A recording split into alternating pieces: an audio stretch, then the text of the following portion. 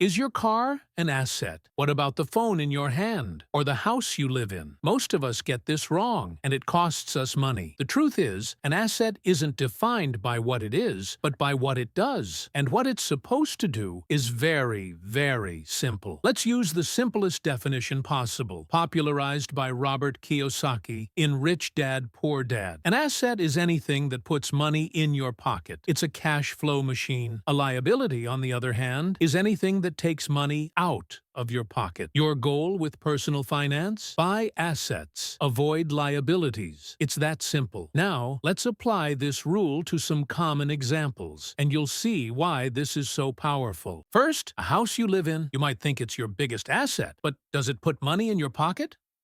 No. You pay a mortgage, property tax, and repairs. It's taking money out. It's a liability. Now, a rental property? That's an asset. Tenants pay you rent. That cash flows to you. Your car. You make car payments, pay for gas, insurance, and maintenance. It's a massive liability. But an Uber driver's car. It's a tool they use to make money. For them, it's an asset. Your personal laptop for watching movies? Liability. A laptop you use to run a freelance business? That's an asset.